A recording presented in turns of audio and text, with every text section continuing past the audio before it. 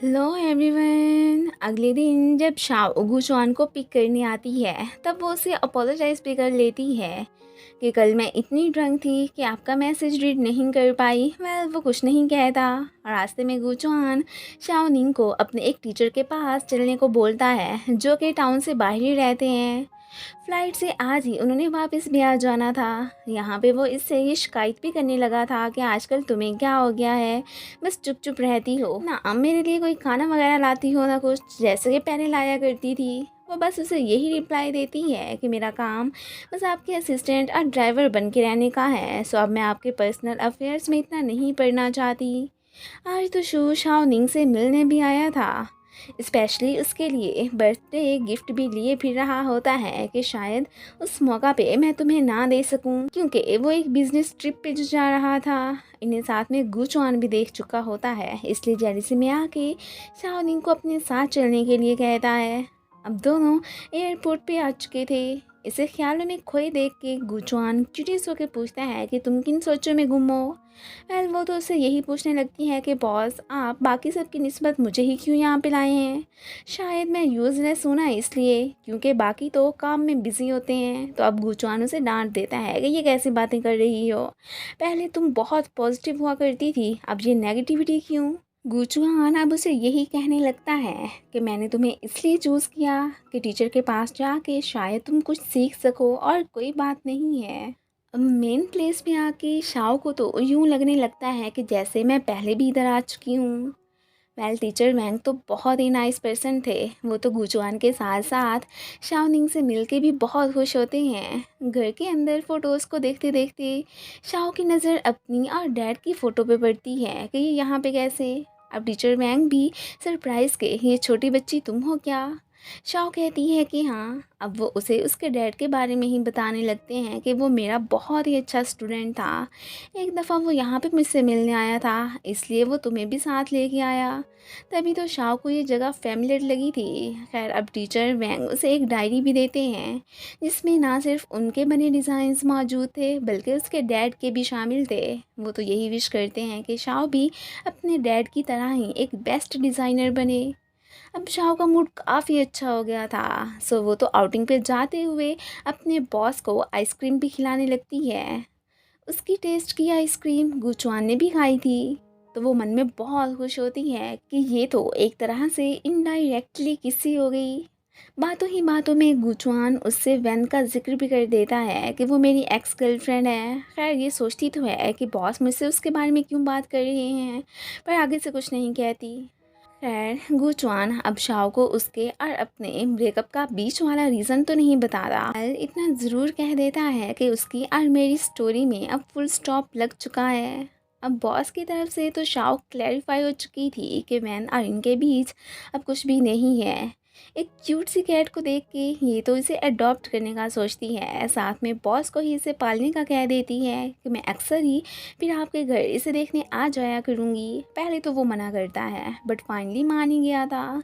Next हमें गुचुआन को cat के साथ घर में ही दिखाया जाता है, हालांकि इसे नॉइसी पेट्स बिल्कुल भी पसंद नहीं थे, बट फिर भी शाओ की खातिर उसने इसे रख ही लिया। लिजर्ड और क्रो की साथ में फ़ोटोज़ बना के शाओ ने तो ये लिख के पोस्ट भी कर दी थी कि miss crow with mister lizard. अब इस पे जब सुमन की नज़र पड़ती है तो वो बहुत ही जेलिस फील करती है। अब हमें नेक्स्ट ऑफिस का ही सीन दिखाया जाता है। सुमन को अब वर्क में एक लड़की की हेल्प चाहिए थी, तो गू चुआन शाओ को इसके साथ जाने के लिए कह देता है। वो ज़रा भी खुश नहीं होती। एक्चुअली में उसका मन सुमन के साथ काम करने को बिल्कुल भी नहीं कर रहा था। अब हमें ये भी पता चलता है कि काई साहब तो जिया नामी एम्प्लॉय से बहुत ही लव करते हैं, अभी तक उससे फीलिंग्स कन्फेस नहीं कर पाए हैं। इतने में चेंगरेन की भी एंट्री हुई थी। अब इसे भी गुचुआन से एक फेवर चाहिए थी कि मुझे एक एम्प्लॉय की हेल्प चाहिए है, सो उसे मेरे साथ भेजने की इजाज़त दे दो। वो भी मना नहीं करता। ये अब जिया के पास आके उसे अपनी गर्लफ्रेंड बनने को कहता है। ये सुन के सभी शॉक। काय का तो एकदम दिल ही टूट चुका था। अब चेंगरेन को तो बस 2-3 दिनों के लिए ही जिया को अपनी फेक गर्लफ्रेंड बनाना था। अब जब इस बात का काय को पता चलता है तो वो एकदम रिलीफ फील करने के साथ साथ बहुत खुश भी हो जाता है। चेंग की उस दिन की हरकत का यैन ने अपने बॉस से सॉरी भी बोल दिया था। अब कैफ़े को देख के यैन को तो चैंग रैन की फिर याद ही आने लगती है कि वो कैसे यहाँ पे आके उसका वेट किया करता था। तभी अचानक जब वो अंदर झांकती है तो चैंग को किसी और लड़की के साथ बैठा देख के वो तो एकदम शॉक ही रह जाती है। अब उसे कुछ उस पर गुस्सा भी आई जा रहा था, इसलिए वो फिर भी उसे बिना कुछ कहे वहाँ से चली जाती है। अब ये साहब तो यहाँ पे जिया के साथ ही बैठे होते हैं एंड फिर उसे एक्सक्यूज़ करता उसके पीछे ही भाग गया था। अब रात को शाओ गू चुआन को घर ड्रॉप करने आती है तो वो कैट को भी देखने चली गई थी। गू चुआन उसे कैट का रूम भी दिखाने लगा था। तभी अचानक इसे कॉल आती है कि आपने जिन्हें का अवार्ड विन किया है, सो जीमेल चेक कर लें। ये सरप्राइज़ है, क्या सच में आपको कोई गलतफहमी तो नहीं हुई? बट वो उसे कंफर्म करते हैं कि ये बात बिल्कुल सच है। गुचुआन की लाइफ का बस एक यही लास्ट गोल ही तो बचा था जो कि अब अचीव हो चुका था। तो वो ज़रा भी खुश नहीं होता, उल्टा सैड ही हो जाता है कि अब मैं क्या करूँगा, मेरी विश लिस्ट भी ख़त्म हो चुकी है। और साथ में वो तो यहाँ पे उसे जला भी देता है। ऑफिस में भी सबको इस बात की खबर मिल चुकी थी। चैंग रैन गुचुआन को ऑफिस में ना देख के परेशानी हो जाता है एंड देन उसे कॉल करता है कि तुम कहाँ पे हो। वो साहब फिर से ग्रेवयार्ड ही पहुंचे हुए थे। आज तो गुचुआन ग्रेव्स के डिज़ाइन वगैरह की कोई ख़ास बात नहीं करता कि जो भी हैं वो चल जाएंगे। तो अगला बंदा भी थोड़ा सा सरप्राइज़ कि आप पहले से कितने चेंज हो गए हैं। वेल गुचुआन अपनी रियलिटी तो जान ही चुका था। कंपनी में भी गुचुआन को सरप्राइज़ दे के सभी कॉन्ग्रेचुलेशंस बोलने लगते हैं, बट इसके फेस एक्सप्रेशंस ज़रा भी चेंज नहीं होते। अब वो हैरान तो इन्हें क्या हो गया। चैंग रैन उसके ऑफिस आके समझाने लगा था कि देखो अब यूं फेस तो मत लटकाओ। वो इससे इसके नेक्स्ट प्लान्स का पूछने लगा था, जो कि ये उसे अपने करियर का एंड ही बताता है। वेल चैंग रैन उसे अब वक्त के साथ साथ अपने प्लान्स भी चेंज करने को बोलता है कि लाइफ में ऐसा तो चलता रहता है, तुम खुद बदल गए हो तो उन्हें क्यों सेम रखना। तुम्हारी लाइफ में मैं हूँ, तुम्हारे पेरेंट्स हैं और अब तो शाओ निंग भी तो आ चुकी है। क्या तुम हमें छोड़ के जाना चाहते हो? शाओ भी अब बाद में इससे पूछने लगी थी कि आप इतने खुश क्यों नहीं नज़र आ रहे। ये उसे यही कहने लगा था कि मैंने अपने लाइफ का एम पूरा तो कर लिया, सो नेक्स्ट क्या करूं, मुझे कुछ समझ नहीं आ रही। शाओ निंग तो अपने बॉस को हज़ारों आइडियाज़ देने को तैयार थी। अभी तो वो उसकी बातों पे कोई ख़ास तवज्जो नहीं देता एंड ये कहता वहाँ से चला जाता है कि मैं तुम्हारी दी एडवाइस के बारे में सोचूंगा।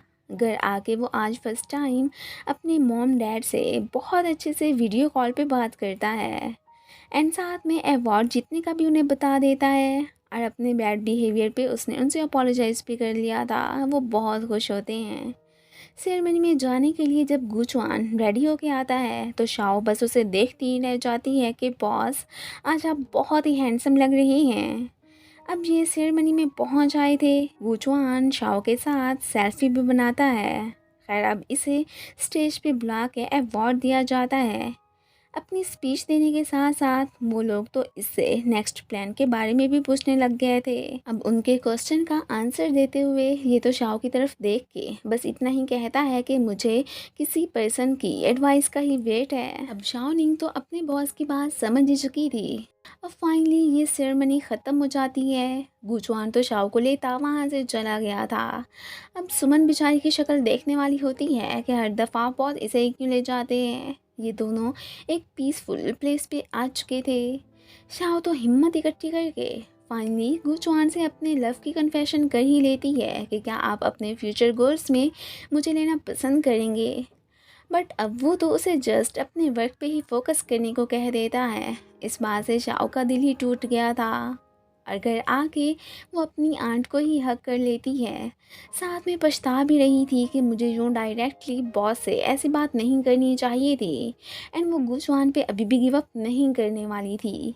ये अब लिजर्ड की वॉइस रिकॉर्डिंग ही सुनने लगी थी। उधर गुचुआन ने भी अपने हाथ में क्रो को ही पकड़ा हुआ था। आज तो वो बहुत ही अपसेट दिखाई दे रहा होता है। शाओ निंग को तो वो भी दिल से चाहता था, बट यही सोच के आगे बढ़ने की हिम्मत नहीं कर पा रहा होता कि हम दोनों शायद नॉर्मल लाइफ ना गुजार सके। आखिर को वो अपनी कंडीशन को भी तो अच्छे से जानता था। और इसी के साथ ही ये पार्ट ख़त्म हो जाता है। Thanks for watching.